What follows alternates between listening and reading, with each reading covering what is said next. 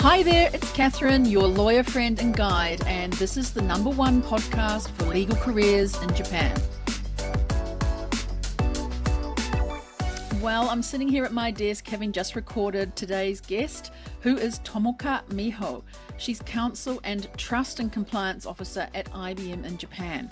Tomoka did her law school in the UK, qualified as a solicitor, worked in a law firm in the UK before flying back to Japan to then become an in-house legal counsel with finance companies, and 3 years ago when she joined IBM. Tomoka talks all about ethical use of AI and risk management on this episode. And she also shares about her award-winning performances through the Japan Law Awards this year. She and her team won 2 awards. And that got me thinking back to the days when I was a law awards judge in 2019, sitting in the audience, looking up at the people who were on stage and thinking, how do I get there? How do I win an award? Well, fast forward through to 2022, when I did actually win one of those awards, and then again in 2023. I'm telling you this because my mum used to say, you got to be in to win. And so oftentimes for these awards, you're nominated, but most of the time you submit an award application. So there's 3 things I find are really key. First is adding in the data and telling people in a quantitative way what you did for the client, what solution you solved, and how the client was feeling afterwards that made them feel better because of your work. Second is qualitative. Why do these people want to work with you? What is it about you that makes you different? Maybe a quote from a client is a really good thing to slip in there. And third is that no submission is complete without showing what you do outside of or adjacent to the law. Have you set up a club or a group or a network of people in your area of law, your peers in the legal counsel fields? Any of those things go really well towards an award-winning delivery of your submission. The judges love that sort of thing. So why don't you get ahead of yourself and start documenting what you've done this year and put it in for an award submission next year in 2025. You never know, you might win and you could be amongst the ranks of people who've won awards as well. Good luck and go for it. Enjoy this episode. Hello, Tomoka, and welcome to the show. Hello, Catherine. Hello, everyone. Wow, you said a greeting to everybody. That's so nice. Thank you so much. I'm really excited that you're here today because it's been a little while. I've been waiting for you to have a schedule open up to come on to the show, so it's really great to have you here. So, Tomoka, imagine we are grabbing a drink together. Where are we and what is your order? Well, I would invite you to a bar at Toranamon Hill Station Tower, where IBM is located. It's a new building, and we have moved to this new building about 6 months ago. It's a fantastic place. There are some bars there, and I recommend you grab maybe a glass of white wine to start with. Ooh, is there any particular place in that building, or are there so many to choose from? It's hard to decide. There is a bar called W. I think it's an Australian wine bar, and that's well recommended. Wow, lovely. All right, that sounds great. Yes, I think W is an Australian wine bar. A white wine sounds lovely, and probably from Australia, it could be a Chardonnay, or it could be a Riesling. That could be fun to do. Thanks so much. I'm so glad you've moved. You were out in, was it Hakozaki? Yes, we are. We still have some space in Hakozaki, but we have a few places, including the headquarters, which is now in Toranamon. Wow, lovely. You've moved into a really fancy part of town. That's very nice. Well, Tomoka, I'm so excited to have you here and just wanted to go back in time to your early career and the decisions you made then. So what inspired you to take up a career in law, and how did those early experiences when you were younger shape this decision? Well, I was studying at the Sophia University and start thinking, what am I supposed to do in the future? And I thought, maybe I can go abroad to have like a year or two an experience outside of Tokyo or Japan. And then when I did master degree in the UK and start looking around and found that even the Japanese could be a solicitor. I thought, okay, I might have a chance to try and get a qualification. It's like a law degree, and then also the qualification is like a badge. And if you are in a professional world, it speaks to itself, I think. So I tried the solicitor's qualification in the UK, and that's how I started uh, a legal career in my early days. Wow. So you did the undergrad at Sophia and then decided to do your LLM overseas and you chose the UK. Why the UK and not USA, for example? Many people go to the States. Well, I thought the UK law degree is unique enough to distinguish myself from the other people. A lot of Japanese law students or the qualified lawyer have some experience in the States or maybe the New York bar qualification. But I wanted to have something unique to myself. Wonderful. Wow. I can see you doing that from the get-go, being unique and grabbing your badge. How was it studying in the UK? Was it like you thought before you went there, or did something extra happen, right, that changed things or your view of what it was going to be like? When I started master degree in the UK, I felt I was failing totally because I thought people around me are very smart. They work so hard. Perhaps the language barrier was one other thing. So I tried hard and say something at the class, which came very naturally and logical to me, but it was eye-opening to the other students because they have different background. But they accepted it and shared my voice in my opinion, and I was kind of turning point for me to study more and work harder and appreciate the different opinions with other people. And that's I didn't experience in Japan at the Sophia University.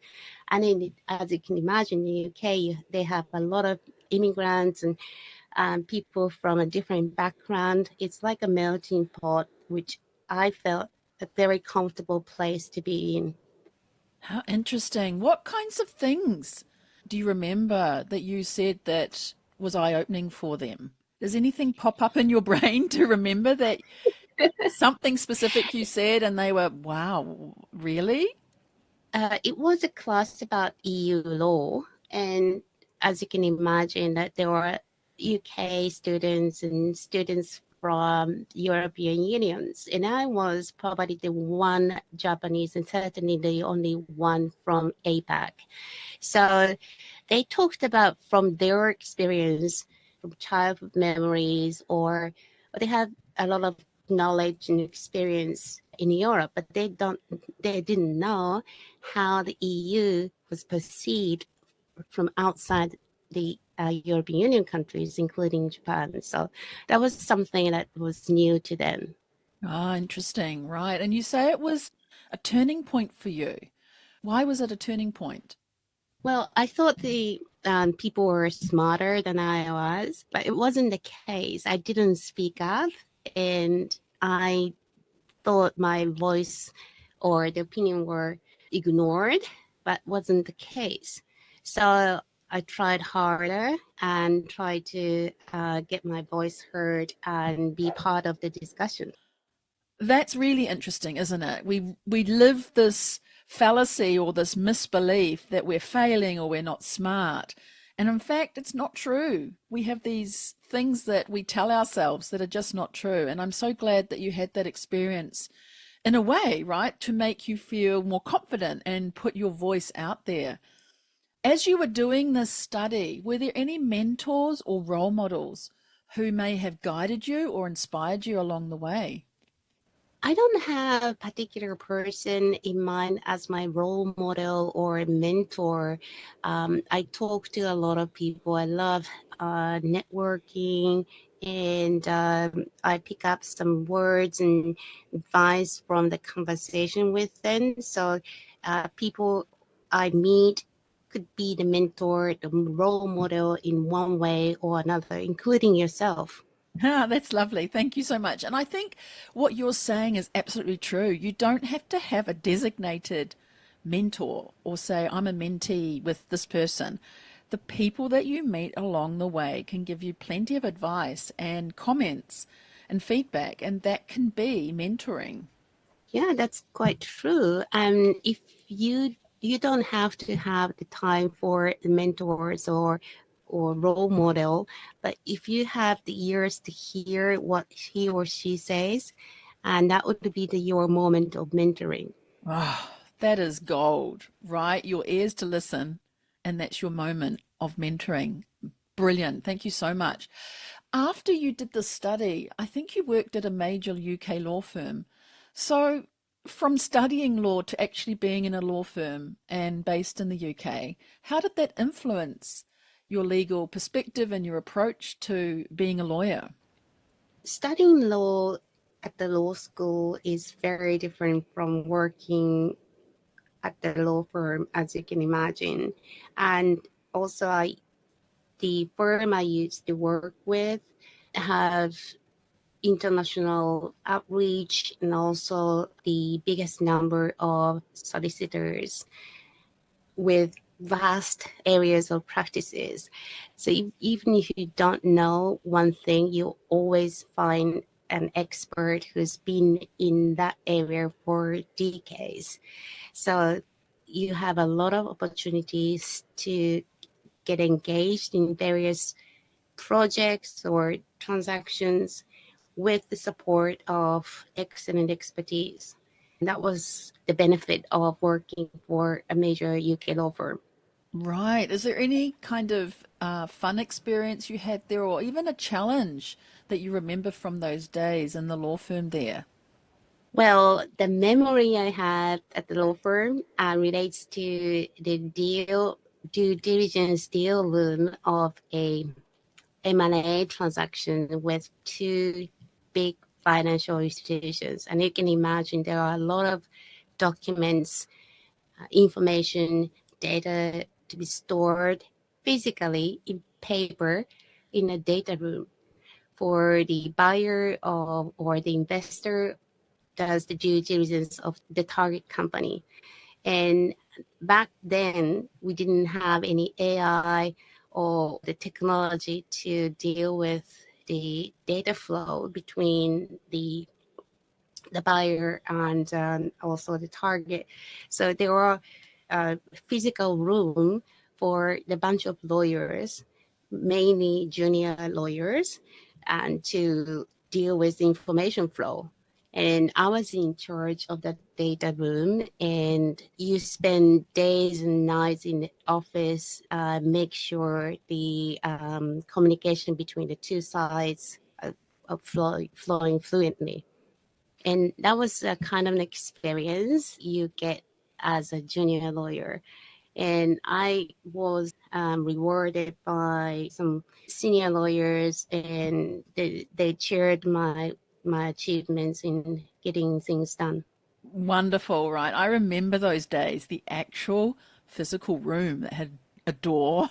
You'd walk in, and there were piles of paper being organized and looked over by lawyers, junior lawyers in particular, to find out the stuff that you needed to know for the case or the things that you had to provide to the other side in the M&A deal. I think these days having technology is fantastic to take away some of that, but actually it was quite a good learning curve, wasn't it, to actually look at those physical documents and run your eyes over the pages to find the key aspects. Yeah, that's right. I mean, these days, the technology helps you to find the information you need without the junior lawyers getting involved. But back these days, you have to know where the documents are, what they say to help the clients or the target to make it a smooth conversation, or they can help them analyze the data. So Yeah, it's a great memory that you bring up. And then I think from the UK, you did return back to Japan. And is that when you became an in-house legal counsel?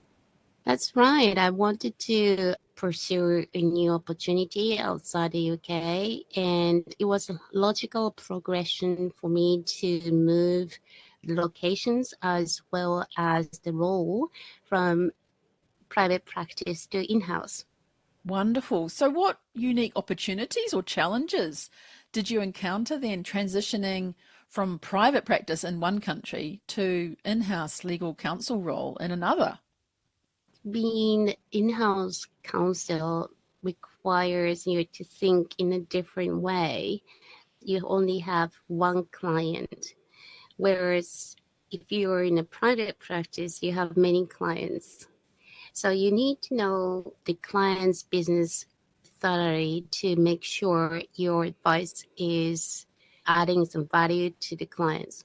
Talking about the value to the client, that's fundamental for the in-house lawyers has to do, because you are not in the profit center, but you will be in the cost center if you are in-house. You're not generating any money, but costing your employer to pay your salary. So you have to find a way to add value to your client. It wasn't so different from working in the UK and working in Japan, to the extent that I used to work for the European financial institutions, including UBS and Deutsche Bank. So I didn't find it difficult to adjust myself to the culture in a sense. It's interesting you say you have to know the business of the company when you're in-house, and that's absolutely true. But when you're a lawyer joining a company, you don't know entirely all their business. You may have done some research and have met, the hiring manager and know a bit about the companies. But how do you actually find out more about the business? What's your tips for that? I think you can be open minded and also welcome the teachings. That happens at various stages in my career when I moved around, but I always ask questions and getting guidance. That work at IBM, my current employer, because nobody is an expert of Gen AI, for instance, for 10 years. So everybody is the beginner of the new technology or new products or new transactions. And don't be afraid of asking stupid questions, because if you let your questions unanswered, you wouldn't get it right for the next 10 years. That's my opinion. Really good. How do you ask a question? Because that can be one of the most frightening things to do when you're new in a company or new into a role. How do you put your hand up? Or what do you say to someone when you ask them for help? I know it sounds easy to say once you've done it, but when you're sitting there trying to think, I've got to go and ask somebody, how do I do it? Have you got any tips how to do that? You can practice at a small scale, ask questions to your family or friends when you have lunch or dinner together with your friends or someone senior. You start asking small questions. And then maybe you have team meetings and you practice your questioning skills. And then it's like becomes an habit, and you won't be afraid of asking questions at the important meetings or town halls with the executives in front of you. Love it. Small steps. And that's like everything. So you don't have to jump into the town hall or be in front of the executives. You can start small. I love that. That's a really great tip. So how did you go then about building up relationships? You're a lawyer in these companies that you first started with, UBS and Deutsche Bank. And I think Deutsche Bank's where I first met you, actually.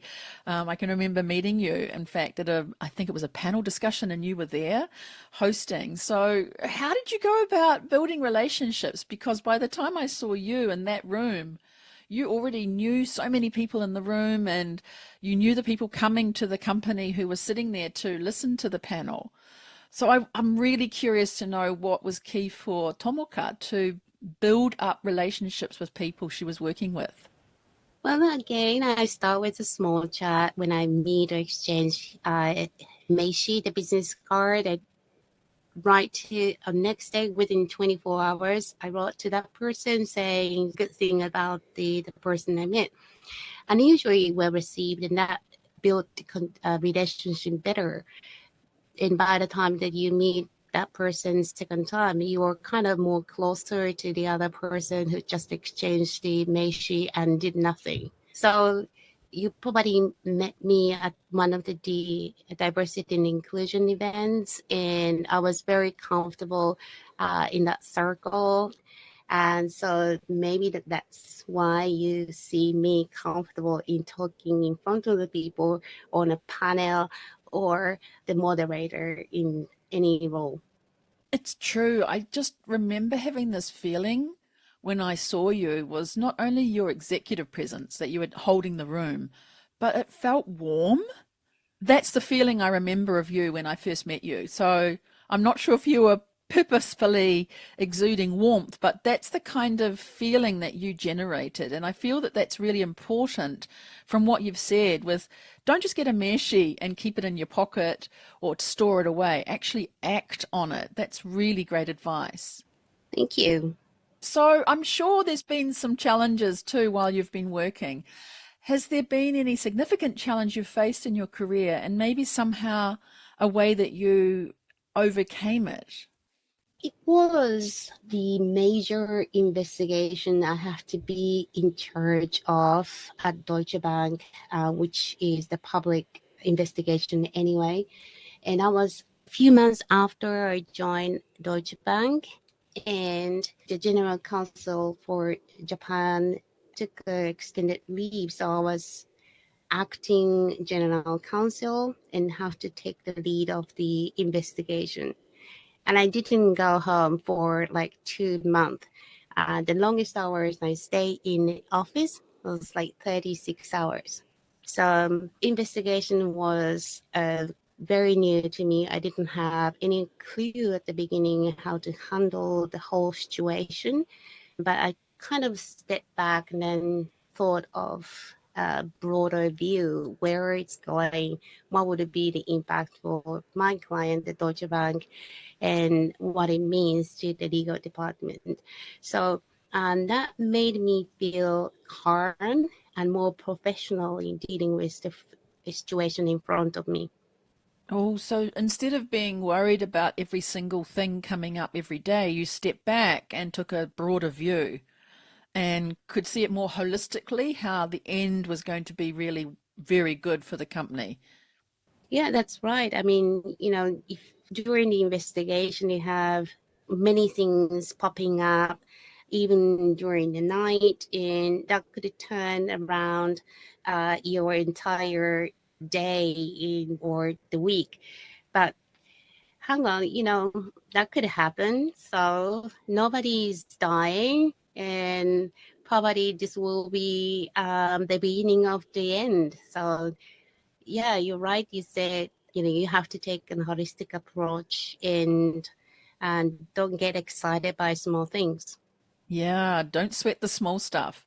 Right. So you've talked about small things on one side, right? Taking small steps. But on this side, when it's in the work, not getting too much into the details and the small things and think more big picture. Great advice. Wow. What do you think then has been one of your proudest professional achievements so far, Tomoka? I would say I wrote a book together with my colleagues at IBM. It's about AI risks and how to manage those risks by putting in place the AI governance framework at your company.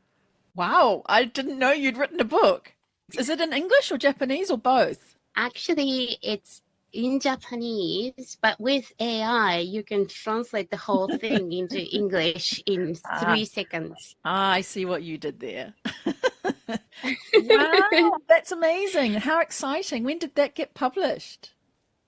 It was published in December last year, so it's been a year. The book has been selling very well to rank number one in three categories on Amazon, and also was nominated as the most advanced technologies in the bookstore called Maruzen. Oh, very good. Well, we have to get the link from you so that we can pop it into the show notes later. That is amazing for you to do that. Thank you for telling us. See, this is what it's great. You know, if I hadn't interviewed you, we wouldn't know about your book because you kept that quiet. Hang on a minute, too. There have been some awards and recognitions you've had throughout your career, especially in 2023 and 2024, even this year. Can you tell me about those awards as well? Oh, thank you. I've got the Women's Lawyer of the Year 2024, the in-house category by ALB, Asian Legal Business. And that was very memorable and very distinguished award for my career. So those were two in 2024, were they? Yes, 2024. Wow. How do you put in submissions? What's key to doing an award, do you think? To actually putting in the submission and then being successful? What do you think the judges are looking for? Also, with the book, I am the founding member of IBM Japan AI ethics team, which is the kind of cornerstone of the AI risk management at IBM Japan. Well before the emergence of GPT in late 2022, we have been recognized as a thought leader in AI ethics and risk management. And that was a global initiative. And we didn't have that framework in Japan. So, together with other members, I took an initiative to implement the global policies and framework to form the team in Japan. And that has streamlined the local AI risk assessment process. And these kind of initiative plus the book are the factors considered as the award, I think. Wow, that's amazing. So I think that helps you with both categories, but Women Lawyer of the Year. Now that's a really special one too. What do you think was specific to you, Tomoka, to attain that really top ranking award? Probably be open-minded and not too afraid of failing on anything, because failure is only a failure if you admit it. But if you have the courage to take on any lessons learned from the mistakes, small mistakes, hopefully, you can take it to your advantage in the future. So that was the kind of thinking behind of getting involved in this new initiative to form Japan AI ethics team. And for that, I got the Clients and Partner Success Award by IBM as well. Wow. Okay. So you could actually put that award that you got at IBM into the submissions for this particular award as well. Yeah, that's right. Wow. Fantastic. Have you got any hints or tips for anybody who might be thinking about doing an award submission in 2025, but they're hesitating? I'm not as good as Tomoka, or they know that Catherine here has won a couple as well. They look amazing people to me, and I could never do what they're doing. What would you say? I would say list the things that you have done in the past and think what you have learned from then. I mean, I was at the table with you in 2023 and before, admiring those who are on the stage and get the award. And back then, I didn't think of applying for the award, but my manager and others encouraged me to make the submission. So I started listing things that I achieved. And then all of a sudden, you start writing, and within a week or so, you would have an essay of part of the life. Have a go. You won't lose anything. Process is confidential. Nobody will see what you write outside the judging committee. Yes, that is a good point, right? That everybody who is a judge, and I've been a judge before too, we have real strict guidelines to keep everything that we see and hear very confidential. And Even on the night of the awards, you can't sit there and tell people what you saw or read. So, great advice. Have a go, give it a go, and also document those things. It's like anything, isn't it? When you're coming for a 360-degree performance review or anything in this world, you need to have your evidence and your data. And that comes from jotting things down as you go. I love that advice. Jotting down what you have achieved, or perhaps you realize what shortcomings are as well. Even if you don't get the award, that document will help you navigating your career path, I think. That's true. And I think also if you're not successful the first time, to keep going. A couple of people I know in the past year have said, "Oh, well, I didn't win. I'm not going to try again." And I said to them, "No, just keep going." It usually takes two or three times to be successful on these and hone in your skill to write the submission that's going to be authentic and has a lot of content. So don't give up. Would you say the same thing? Not just to give up after Yeah, once. Yeah, right? absolutely. I tried twice and I got this award. That was lucky, but I know people who've been submitting a few times, and I would give the same advice: keep trying until you are happy with that. Fantastic. Yeah, I'd say the same. I tried three times and third time lucky. So it does take several chances and several opportunities to do it. So just go for it. I think that's the best advice. Tomoka, you mentioned earlier DEI and leadership there, and I just wanted to ask you about young lawyers perhaps who are listening, and what's one, even two actionable steps that they can take to start contributing to diversity and inclusion efforts in their workplace. I think a lot of people think that DEI is outside of work. It's not their job. It's something that you do as an extra. But in fact, it is not. Right, promoting LGBTQ plus community, understanding the gender inequality, other social initiatives, they relate to your work as well. So if you have a chance, get involved to the cause you like and take any lessons learned from that, in apply the skills and lessons into your work, because they both relate very closely each other. Like I did learn how important diversity is in the UK in my early career. And also when you have healthy discussion in a meeting, that is a reflection of people with diverse background. Excellent, wonderful. Yeah, it's not just outside of work or something that's extra. It's over everything. It covers everything. I've heard recently that DEI is becoming a little worn out and people are a little tired of it in corporates, that it's not seen as genuine as it should be. I'm still looking into those sorts of comments and not sure where I sit right now on that. Maybe people want to call it something different. Have you heard anything about that? Calling DEI something else or approaching it in a different way these days? I think in old days we had diversity and inclusion, or inclusion and diversity. Now we have DEI, equality. And so people are calling it a different way, adding new perspective to make it a fresh in a sense.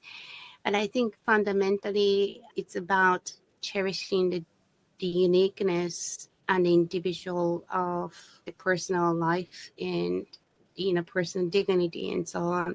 And that's more important in the age of Gen AI and the future generation. Cherishing the uniqueness of people's dignity. That's perfect. And speaking of technology, we can't go further, Tomoko, without talking about your expertise in this area of AI ethics and risk. How do you see AI transforming this legal profession that we are both in? Catherine, good question.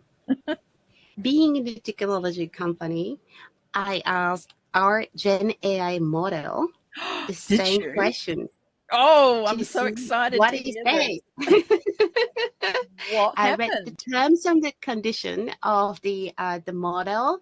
No personal information, no confidential information, no client's information. I'm disclosing to you an audience that I'm using IBM's Gen AI model to get the answer. So tick, tick, tick, good use. So I asked the AI, how do you foresee AI transforming the legal profession? Now it says automation of routine tasks. AI can automate routine tasks such as document review, contract analysis, and legal research, freeing up lawyers' time for more complex work. That's cliche, I think. Predictive analytics. Access to justice, ethical consideration, regulatory challenges, skills shift, job displacement, AI in courtrooms, AI in legal education, AI in research. So, in conclusion, while AI presents many opportunities for the legal profession, it also raises significant ethical and regulatory challenges that needs to be addressed. How does it sound, Catherine? Wow, I think it's very independent thinking, right? It could have been quite biased because you're asking an AI tool. So it could have said it's going to be the magic wand that changes everything, but it was quite truthful. It is not bad. Not bad at all. What's your view on what was just said? I mean, the routine tasks, document review, contract analysis, freeing up lawyers' time for more juicy work. We hear that everywhere, but perhaps that's true. And then the predictive analytics. What do you think about those two answers? I think they're all true, but AI is not replacing you, a human being, a lawyer.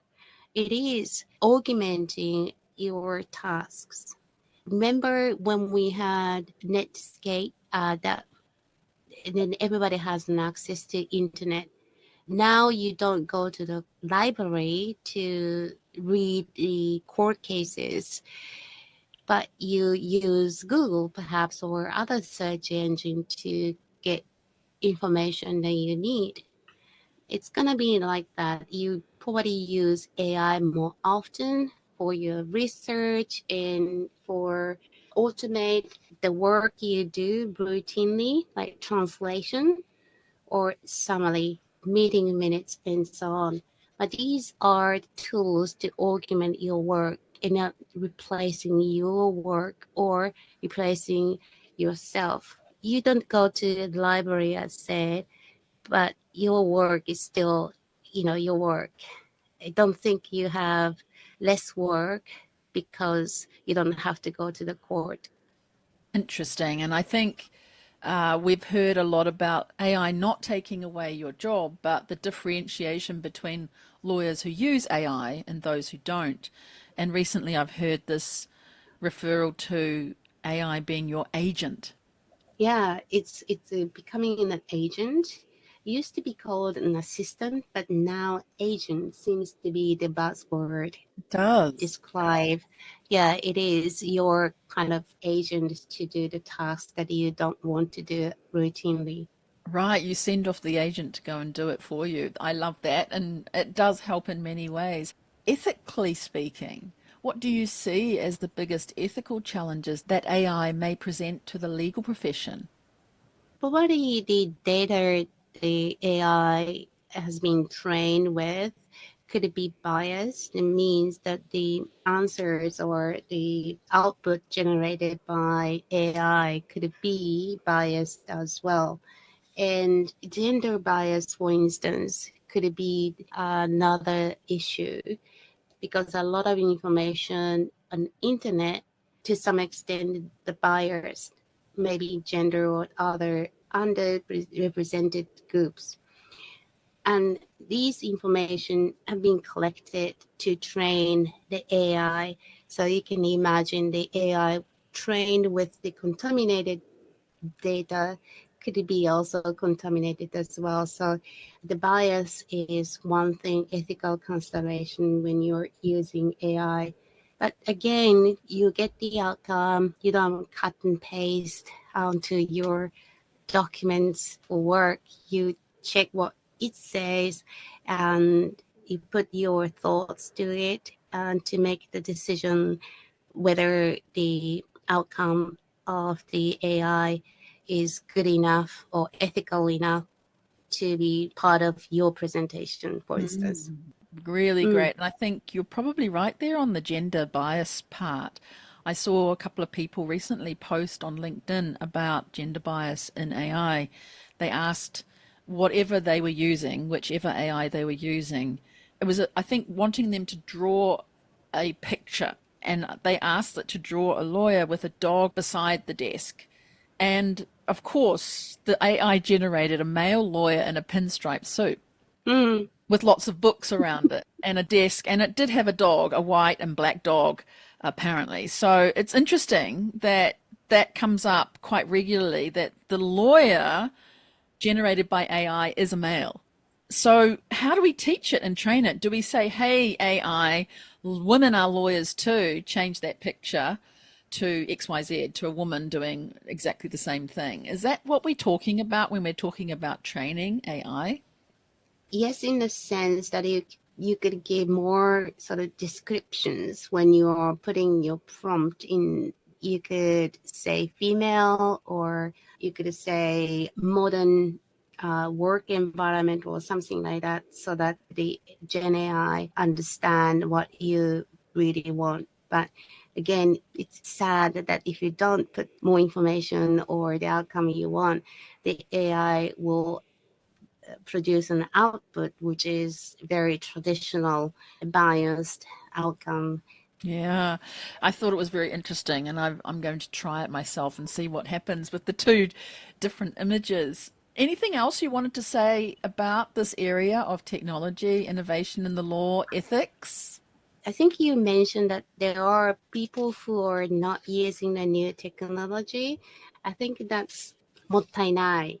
And A so waste. It's a waste. it's a Yeah. waste because technology is available at your fingertip at a very small cost, and then probably your company will be allowing you to use new technology. But I think you have to understand the basics of how the AI or other technology work and their capabilities and limitations, like bias that we talked about, and other ethics like discrimination, protection of copyright, and privacy or other legal issues as well. But keeping those in mind, and don't get so afraid of using the new technology, because that would be the standard in the coming years. It sure will be. Wow. I'm going to flip a little bit here because before we recorded today, I found out from you that you have a certificate in sushi making. And I thought that was very exciting because beyond your legal career, you've also got this passion for culinary arts. You're a trained sushi chef. And so I've been wondering what parallels you might see between the discipline of mastering sushi making and excelling as a lawyer. Are there some parallels? Probably, yes. Catherine, we lawyers work hard to negotiate the contractual terms and ensure a dispute would not occur. And if there is a dispute, your company is protected by, clause 10 of the indemnity in a contract which we executed 3 years ago. So our job is in part to make sure nothing happens. And that is not giving you a clear KPI to measure how good you are at work.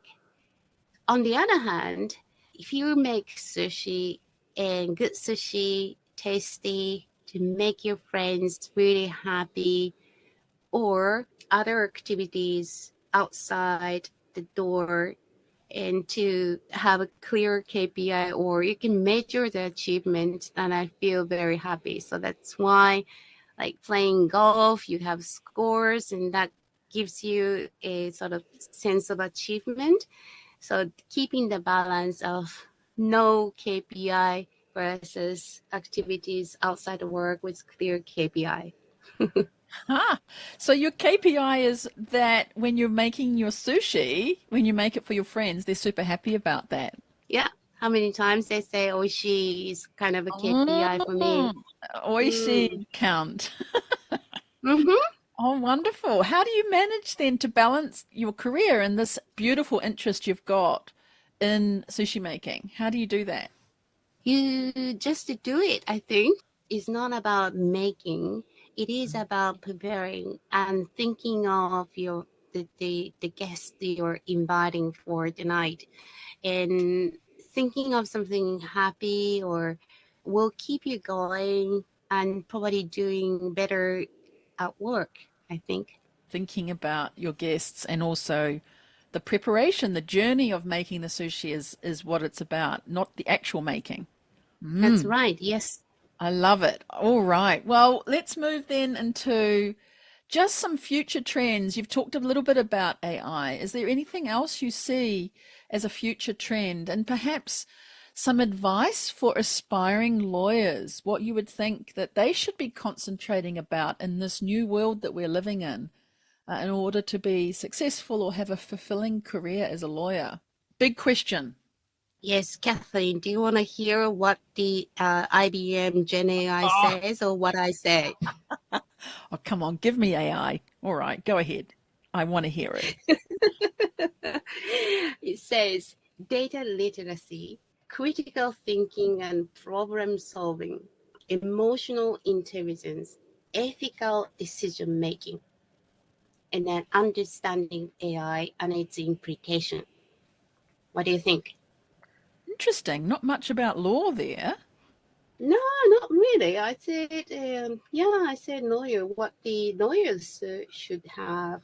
Why did it not say negotiation skills, or why did it not say empathy for your customer or client? It's gone into data literacy, critical thinking, maybe emotional intelligence is heading into empathy, ethical decision making, and understanding. What was the last one? Understanding AI. Understanding of AI and Yeah. then its implication. When it comes to emotional intelligence, it goes on to say, as AI becomes more prevalent, lawyers will need to be able to communicate effectively with clients and colleagues, understand their needs and emotions, and build strong relationships. Oh, okay. So we're getting into the details there. Very interesting that Mm. it's not traditional legal skills, though, such as negotiation or writing opinions or that kind of skill. Is that hallucination? Maybe. Very interesting. Wow. Is there anything else that AI told you today that you haven't already told me? These are the all the lists that I have. Oh, I love that you engaged in AI. That's just perfect.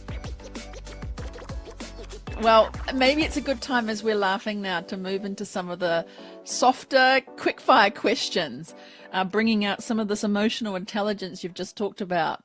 I'd love to know if there's a book or a movie or another podcast or something that you've experienced in your life that's inspired you that you'd like to share. So I'll give you two books I'd love to read. The first one is Swimmy by Leo Leone. It's a children's book that tells the story of a black little fish named Swimmy. Have you heard of this book? Oh, why does it ring a bell? I feel like I've heard of it, but I don't know the storyline. Swimmy is a little black fish, and unlike his red siblings, Swimmy is very unique in appearance because of the color. And after the tragic incident, the big fish eats his brothers and sisters. So swimming on his own has to embark on a journey through the ocean, and he discovers its wonders and beauties. Sumi's college eventually lead him to find new friends, and he teaches them to swim together in the shape of a big fish to scare away predators. And this teaches valuable lessons about the power of unity, creativity, and the importance of embracing differences. That's why I like this book. The other one is sort of a business case by Dr. Spencer Johnson, Who Moved My Cheese. It's about a maze where the four characters search for cheese, and that represents their pursuit of happiness and success. And then the book emphasizes several key lessons. Change could happen, so embrace it rather than fear it. Also, you anticipate the change, prepare for it to lessen the shock. You also adapt quickly. The sooner you let go of the old, the sooner you enjoy the new. So these are the books that I love to read. Thank you so much. I have always heard of that, Who Moved My Cheese, but didn't know the summary. So thank you for that. I'll have to go and get it now. I know what it's actually about. Brilliant. If you weren't a lawyer, what career would you have pursued? And I wonder if it is sushi chef. It's actually quite hard to say sushi chef. I wonder if it's that or if it's something else. If you weren't a lawyer. I wouldn't be a sushi chef because I buy expensive ingredients, so that would not make any money if I open a sushi restaurant. Ah, okay. If I were not a lawyer, I would probably be a journalist because I love learning, and the journalists travel a lot to get information, and that's how I have been doing for my life. Journalist could be a new profession for me. Wow, lovely. And as you've been traveling a lot and learning a lot, what's a piece of advice that you received that you still carry along with you today? Listen to your podcast. Did AI tell Now, you to say that? I think you could be open and authentic as well. And there are a lot outside your circle happening you have never seen before. So be open-minded and don't get excited, and enjoy the changes or the new challenges it comes along. Brilliant. Yes, exactly. And what's one habit or routine that you swear by that really helps you with your success?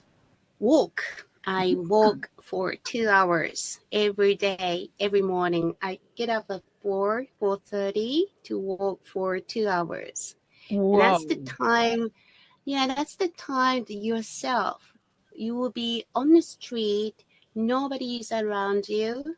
Perhaps some people who are jogging, but you won't be disturbed by anything. That's the time, precious time for you to meditate every day. Wow, incredible. These days I've been waking about 10 to 4.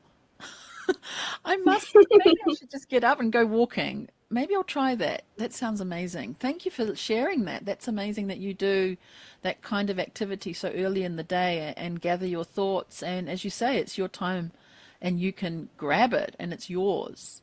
That's right. Yes. Wow. Is there anything else today, Tomoka, that you mentioned before that you'd like to re-emphasize or that you perhaps didn't have a chance to say yet?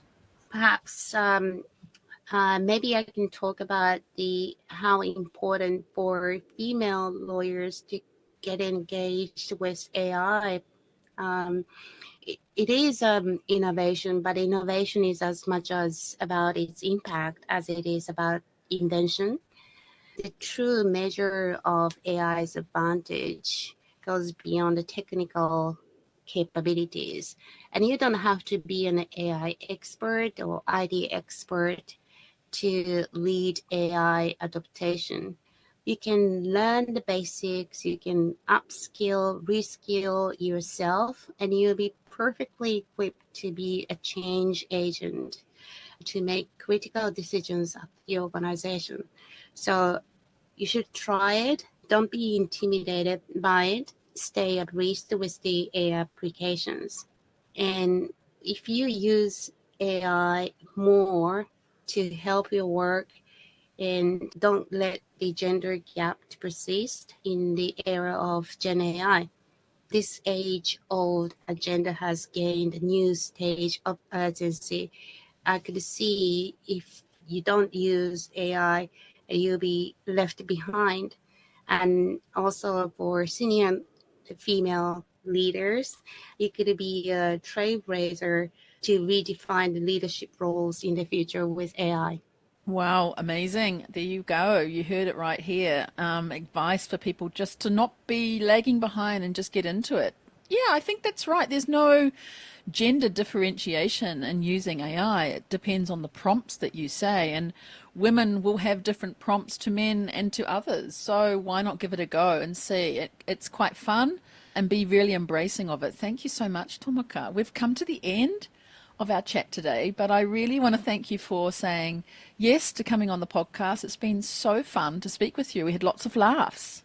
Thank you for inviting me. It's a great pleasure to be part of this community, and I enjoyed tremendously chatting with you today. Thank you. Thank you. And so if people would like to reach out to you a little bit more, and maybe they're going to use AI to make a nice warm connection note with you, can they do that on LinkedIn? Yes, of course. Great. And we will put your link to your profile in the show notes. So to everybody who is listening, please do subscribe, share this with somebody you think would need to know a little bit more about AI and the other things that Tomoka has spoken about today. Leave us a review. We love getting reviews, and it does help this podcast be seen and heard by more people. That's all for today. See you on the next episode. Cheers, kampai, and bye for now.